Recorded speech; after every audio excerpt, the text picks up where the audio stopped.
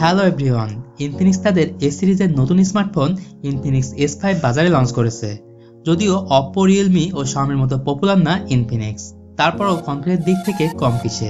কেননা প্রথমবারের মতো ইনফিনিক্স S5 এ দেওয়া হয়েছে 5 ডিসপ্লে প্যানেল এবং এর সাথে রয়েছে কোয়াড রিয়ার ক্যামেরা সেটআপ।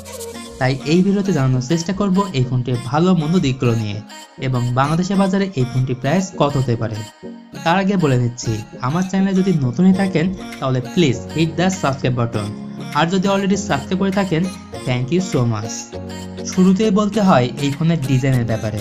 তো ফোনটির ব্যাক সাইডে ইউজ করা হয়েছে গ্লসি গ্রেডিয়েন্ট ফিনিশের সাথে পলিকার্বনেট, যদিও দেখতে অনেকটাই গ্লাস ব্যাকের মতো। এর সাথে রয়েছে কোয়াড রিয়ার ক্যামেরা ও rear mount fingerprint sensor. Infinix S5 এর ফ্রন্ট প্যানেলের ডিসপ্লেতে 6.6 ইঞ্চির HD+ IPS LCD প্যানেল দেওয়া হয়েছে, যার রেজুলেশন 720x1560 পিক্সেল।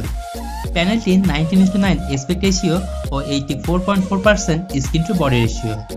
ডিসপ্লেটির ফ্রন্ট প্যানেলে 2.5D curve glass with slim bezel ও চিনের পরিমাণ ছোট দেওয়া হয়েছে। এছাড়া ডিসপ্লেতে 16 মিলিয়ন কালার অপশনের পাশাপাশি কালার প্রোডাকশন, কালার স্যাচুরেশন, রিঅপশন পাবেন অসাধারণ।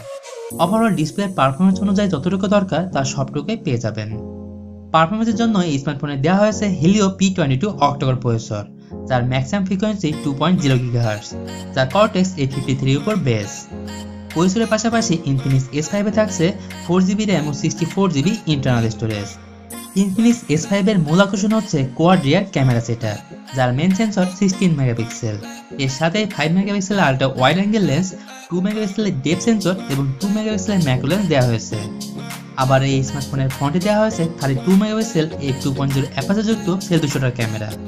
এছাড়া এই ক্যামেরাতে define light feature, air sticker, AI মোডের মতো অপশন রয়েছে। এছাড়া 30 fps এ ভিডিও রেকর্ডিং করাও যাবে।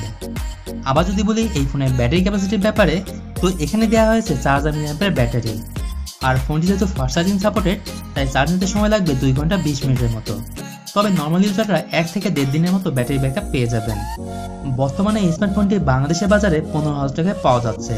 তো ভিউয়ার্স, এই ছিল ইনফিনিক্স S5 এর একটি স্পেসিফিকেশন রিভিউ, যার মাধ্যমে আমি আপনাদের জানানোর চেষ্টা করেছি প্রাইসের দিক থেকে এটি কেমন হলো। আশা করছি এই ভিডিওটি আপনাদের ভালো লাগছে। ভালো লাগলে একটা লাইক দিয়ে শেয়ার করে দিন আপনার ফেসবুকে, এবং নিয়মিত নতুন নতুন ভিডিও আপডেট পেতে এখনই চ্যানেলটি সাবস্ক্রাইব করুন। তো বন্ধুরা, আজ চলে যাচ্ছে, তবে যাচ্ছি না, আবার দেখা হবে নতুন কোনো ভিডিও নিয়ে। সেই বন্ধু সবাই ভালো থাকবেন, সুস্থ থাকবেন, টেক কেয়ার।